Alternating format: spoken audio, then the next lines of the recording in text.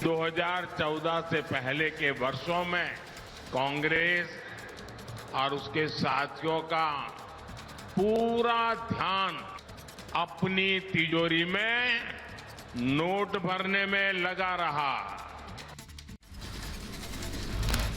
PM Modi ने ओडिशा के चंडीखोली को 20,000 रुपए करोड़ की ज्यादा की परियोजनाओं की सौगात दी है और कहा आज देश में ऐसी सरकार है जो वर्तमान के साथ भविष्य के लिए भी काम कर रही है। ओडिशा के चंडीखोली में पीएम मोदी ने सभा से पहले किया मेगा रोड शो। प्रधानमंत्री को देखने उमड़ी भारी भीड़। मोदी मोदी के लगे नारे। मुंबई पहुंचे गृह मंत्री अमित शाह, एकनाथ शिंदे और देवेंद्र फडणवीस ने किया स्वागत। सह्याद्री गेस्ट हाउस में गृह मंत्री ने किया रात्रि विश्राम। महाराष्ट्र के जलगांव में इंडी गठबंधन पर बरसे गृह मंत्री अमित शाह। कहा इंडी में परिवारवादी पार्टियों का गठजोड़ है। हर कोई अपने बेटा बेटी को पीएम सीएम बनाना चाहता है। अपने पार्टी के अंदर लोकतंत्र नहीं रखती, परिवारवाद से चलती है। सभी इंडी अलायंस की पार्टियां, घमंडिया गठबंधन की पार्टियां परिवारवादी पार्टियां हैं। गृहमंत्री अमित शाह ने राहुल गांधी को लेकर कसा तंज। कहा एक और पीएम मोदी चंद्रयान लॉन्च कर रहे हैं तो दूसरी ओर सोनिया गांधी है 20वीं बार राहुल गांधी को लॉन्च कर रही हैं। एक और मोदी जी चंद्रमा पर चंद्रयान लॉन्च कर रहे हैं, दूसरी ओर सोनिया जी 20वीं बार राहुल बाबा को लॉन्च करने का प्रयोग कर रही है। महाराष्ट्र जलगांव में अमित शाह बोले ये चुनाव विकसित भारत के लिए है। भारत के भविष्य और युवाओं का चुनाव है। संभाजीनगर में गरजे गृह मंत्री अमित शाह। कहा महाराष्ट्र में लोकसभा की 48 में से 45 सीटें हमें देगी जनता। भाई और बहनों, इस बार 40-41 नहीं चलेगा। इस बार 45 से ज्यादा सीटें मोदी जी की झोली में डालने का काम महाराष्ट्र की जनता है। महाराष्ट्र के संभाजीनगर में गृह मंत्री अमित शाह ने INDI गठबंधन को चुनौती दी। कहा उनके 40 साल और हमारे 10 साल का हिसाब किताब करिए, हमारा पलड़ा भारी दिखेगा। गृह मंत्री अमित शाह ने महाराष्ट्र के संभाजीनगर में छत्रपति शिवाजी महाराज को श्रद्धांजलि दी। उनकी प्रतिमा पर माल्यार्पण किया।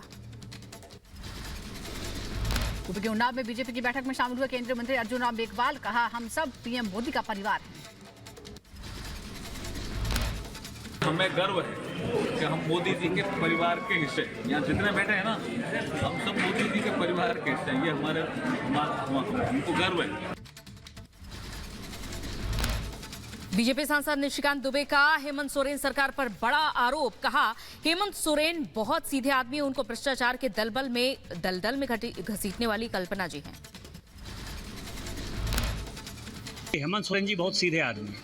हेमंत सोरेन जी को भ्रष्टाचार के दलदल में घसीटने वाली कल्पना जी।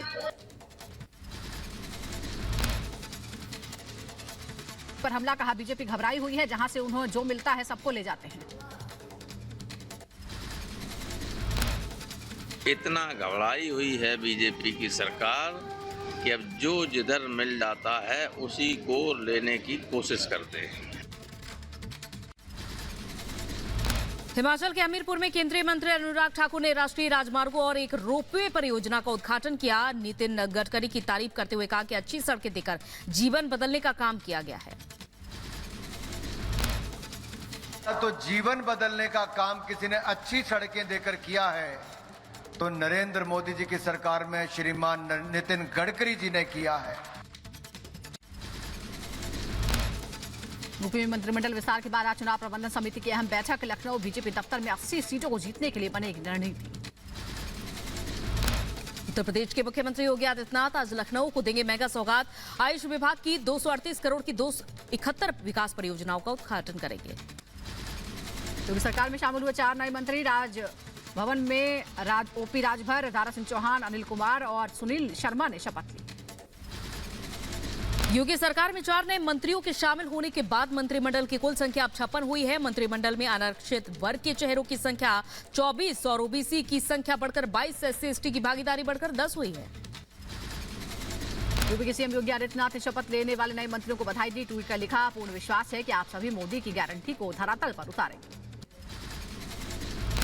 मंत्री पद की शपथ लेने के बाद बोले ओपी राजभर, प्रदेश की सभी 80 सीटों पर जीत दर्ज करेंगे। अखिलेश की 12 सीट जीतो बीजेपी भगाओ के नारे पर कहा, बोलने में क्या जाता है।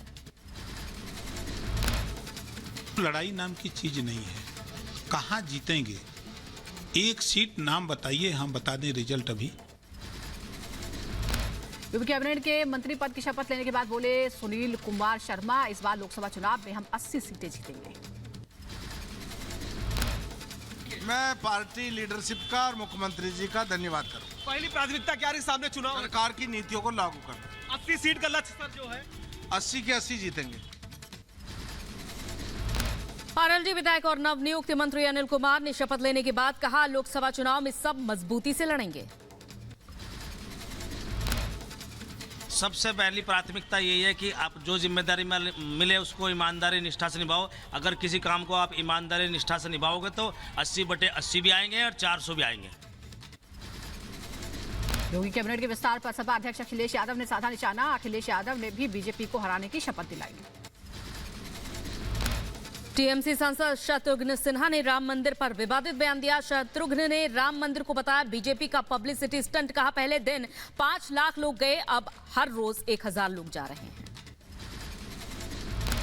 डीएम के नेता ए राजा का भारत विरोधी बयान। कहा, मैं भारत को देश नहीं मानता। भारत को बताया उप महाद्वीप। ए राजा ने प्रभु राम को भी लेकर दिया विवादित बयान। डीएम के नेता ए राजा का विवादित बयान सामने आया। केंद्रीय मंत्री गिरिराज सिंह का बड़ा हमला। कहा, इंडी गठबंधन के लोग सनातन विरोधी हैं, सनातन संस्कृति को खत्म करने की मंशा वाले हो जाएंगे नाश। उद्धव गुट के आनंद दुबे ने भी डीएम के नेता ए राजा की टिप्पणी को बताया अपमानजनक। कहा, भगवान राम पूरे विश्व में विराजमान है, जो उन्हें नहीं मानता उसे सद्बुद्धि दे भगवान। बीजेपी नेता अर्पित सिंह ने राजा पर बोला हमला। कहा, इंडी की सोच देश विरोधी, कांग्रेस का देश विद्रोही डीएनए है, वहां की सरकार ऐसे नेताओं पर करे कार्रवाई। दिल्ली बीजेपी अध्यक्ष वीरेंद्र सचदेवा ने आप और कांग्रेस के गठबंधन पर कसा तंज। कहा, दल मिले हैं लेकिन दिल नहीं। दोनों भ्रष्टाचारी दलों के पैसा कमाने की मशीन है, लेकिन कार्यकर्ता को सम्मान देने की जगह नहीं। आप नेता प्रियंका कक्कड़ ने बीजेपी पर साधा निशाना। कहा, केजरीवाल की गारंटी है, वो जितना कहते हैं उससे ज्यादा करते हैं, लेकिन मोदी जी सिर्फ जुमलेबाजी, परिवारवाद से लदी हुई बीजेपी है। मध्य प्रदेश के शाजापुर में राहुल गांधी ने की नुक्कड़ सभा। कार की बोनट पर एक घायल युवक को खड़ा कर बीजेपी पर बोला हमला। कहा, बीजेपी शासन में लग रहा है नकली प्लास्टर, कांग्रेस होती तो असली प्लास्टर लगता। कोलकाता हाईकोर्ट के आदेश के बाद एक्शन में सीबीआई। संदेश खाली मामले में एफआईआर दर्ज कर सीबीआई ने शुरू की जांच। कलकत्ता हाईकोर्ट के आदेश के बावजूद बंगाल पुलिस ने सीबीआई को नहीं दी शाहजहां शेख की कस्टडी। पुलिस हेडक्वार्टर से 2 घंटे बाद खाली हाथ लौटी सीबीआई की टीम। सीबीआई ने शाहजहां शेख की कस्टडी नहीं मिलने की जानकारी कलकत्ता हाईकोर्ट की चीफ जस्टिस को दी। सूत्रों से खबर, आज चीफ जस्टिस मामले में कर सकते हैं सुनवाई। संदेश खाली के मुख्य आरोपी शाहजहां शेख के खिलाफ ईडी का बड़ा एक्शन। ईडी ने शाहजहां की 12 करोड़ 78 लाख की संपत्ति अटैच की। संदेश खाली मामले में ममता सरकार को डबल झटका। सुप्रीम कोर्ट ने हाईकोर्ट के फैसले के खिलाफ ममता की याचिका पर तुरंत सुनवाई से इनकार किया। हाईकोर्ट ने ईडी पर हमला केस और शाहजहां को सीबीआई को सौंपने का आदेश दिया है। बंगाल बीजेपी अध्यक्ष कांता मजूमदार का ममता सरकार पर हमला। हाईकोर्ट के फैसले का स्वागत किया। कहा, हाईकोर्ट को ममता बनर्जी के प्रशासन पर भरोसा नहीं। संदेश खाली केस की निष्पक्ष जांच होनी चाहिए। बीजेपी प्रवक्ता शहजाद पुनावाला ने बंगाल हाईकोर्ट के आदेश का स्वागत किया। कहा, बंगाल में सत्यमेव विजयते। संदेश खाली हिंसा की तस्वीर पर कोर्ट का करारा तमाचा। राष्ट्रीय महिला आयोग की टीम ने राष्ट्रपति द्रौपदी मुर्मू से मुलाकात की। रेखा शर्मा ने राष्ट्रपति को संदेश खाली की रिपोर्ट सौंपी। पश्चिम बंगाल में राष्ट्रपति शासन की सिफारिश की। बीजेपी विधायक अग्निमित्रा पॉल ने ममता सरकार पर हमला बोला। कहा, पश्चिम बंगाल में दूसरे कई राज्यों के ज्यादा महिला अत्याचार है और महिला दिवस पर उनका हक देने का दिखावा करेंगी सीएम ममता। दिल्ली में जंतर मंतर की तरफ कूच करने को तैयार हैं किसान। देश भर के किसान करेंगे दिल्ली कूच। किसान नेता तेजवीर सिंह ने दी जानकारी।